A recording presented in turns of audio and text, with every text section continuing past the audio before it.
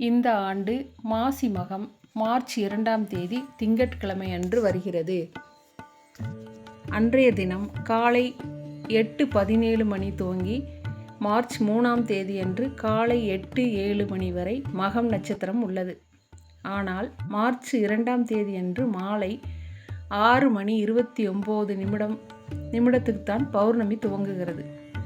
March 3ஆம் தேதியன்று மாலை 5:52 வரை பௌர்ணமி திதி உள்ளது. மகம் நட்சத்திரத்தை அடிப்படையாக கொண்டே மாசி மகம் கொண்டாடப்படுவதால் மார்ச் 2ஆம் தேதியே மாசி மகம் தினமாக கருதப்படுகிறது. மாசி மகம் அன்று தெய்வங்களின் அருளை பெறுவதுடன் முன்னோர்களின் அருளை பெறுவதும் சிறப்பானதாகும். அதனால் தங்களின் குடும்ப நலன் மற்றும் செல்வ செழிப்பிற்காக முன்னோர்களின் ஆசிகளை பெறுவதற்காக பலரும் இந்த நாளில் பித்ருக்களுக்கு தர்ப்பணம் கொடுத்து வழிபடுவது உண்டு. புராணங்களின்படி பார்வதி தேவி தச்சனின் மகளாக அவதரித்து மாசி மகம் நாளில்தான் சொல்லப்படுகிறது. அதனால் இந்த நாளில் அம்பிகைக்கு குங்குமம், சரஸ்வதி தேவிக்கு வாசனை மலர்கள் ஆகியவற்றை படைத்து வழிபட்டால் மகிழ்ச்சி, வெற்றி, ஞானம் ஆகியவை பெருகும் என கருதப்படுகிறது. மாசி மகம் அன்று நீர்நிலைகளில் சென்று புனித நீராடுவதனால் பாவங்கள், துன்பங்களில் இருந்து நிவாரணம் கிடைக்கும்.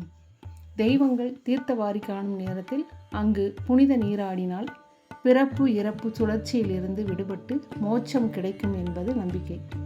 மாசி மகம் அன்று கும்பகோணம் மகாமகம் குளத்தில் அனைத்து புனித நதிகளும் சங்கமிப்பதாக ஐதீகம். இந்த நாளில் மகாமகம் குளத்தில் நீராடுவது மிகவும் சிறப்பு. மாசி மகம் அனைத்து தெய்வங்களையும் வழிபடுவதற்கு ஏற்ற நாளாக இருந்தாலும் இந்த நாளில் சிவ வழிபாடு செய்வது மிக முக்கியமானதாக கருதப்படுகிறது. தமிழகம் மட்டுமின்றி கேரளாவிலும் மாசி மகம் வெகு சிறப்பாக கொண்டாடப்படுவது வழக்கம். பாவங்களை போக்கி துன்பங்களில் இருந்து நிவாரணம் தரும் மாசி மகம் இந்த ஆண்டு எப்போது வருகிறது, இந்த நாளில் சிறப்பு என்ன, இந்த நாளில் என்ன செய்ய வேண்டும் என்பதை தெரிந்து கொள்ளலாம். மாசி மாதத்தில் வரும் மிக முக்கியமான பண்டிகைகளில் ஒன்று மாசி மகம். மாசி மாதத்தில் வரும் மகம் நட்சத்திரமும் பௌர்ணமியும் இணைந்து வரும் நாளில் மாசி மகம் கொண்டாடப்படுவது வழக்கம். கோவில்களில் மட்டுமல்ல, நீர்நிலைகளிலும் பக்தர்கள் விழா எடுத்து கொண்டாடும் பண்டிகைகளாக கருதப்படுகிறது. நீர்நிலைகளான ஆறுகள், ஏரிகள், கடற்கரைகள் என அனைத்து நிலைகளிலும் தெய்வீக சக்தி அதிகரித்து காணப்படும் நாளாக மாசி மகம் கருதப்படுகிறது. இந்த நாளில் பெரும்பாலான கோவில்களில் தீர்த்தவாரி உற்சவம் நடத்தப்படும்.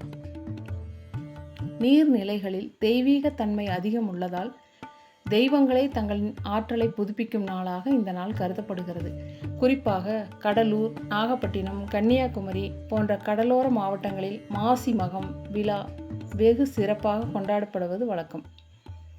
ஆன்மீக மரபிகளின்படி மாசி மகம் நாளில் 30 தேவர்களும் பக்தர்களை ஆசீர்வாதம் செய்வதற்காக பூமிக்கு வரும் நாளாக மாசி மகம் கருதப்படுகிறது. இதனால் இந்த நாளில் புதிய விஷயங்கள் துவங்குதல், தர்ம காரியங்கள் செய்வது, விழா எடுத்து கொண்டாடுவது என எதை செய்தாலும் அது தெய்வீக அருளால் பல மடங்கு அதிக பலனை தரும் நாளாக கருதப்படுகிறது.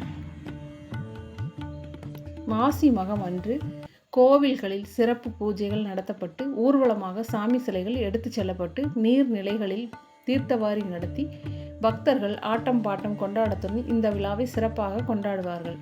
தெய்வங்கள் நீர்நிலைகளில் நீராடும் சமயத்தில் நாமும் தீர்த்தங்களில் புனித நீராடினால் நம்முடைய கர்ம வினைகள் நீங்கும், செல்வ வளம், ஆரோக்கியம் ஆகியவை பெருகும் என்பது ஐதீகம். இதனால் பெருக்கத்துக்குரிய நாளாக கருதப்படுவதால் இந்த நாளில் புதிய தொழில்கள் துவங்குதல், புதிய முதலீடுகள் செய்தல், முக்கிய முடிவுகள் எடுத்தல் ஆகியவற்றை பலரும் செய்வதை வழக்கமாக கொண்டுள்ளனர்.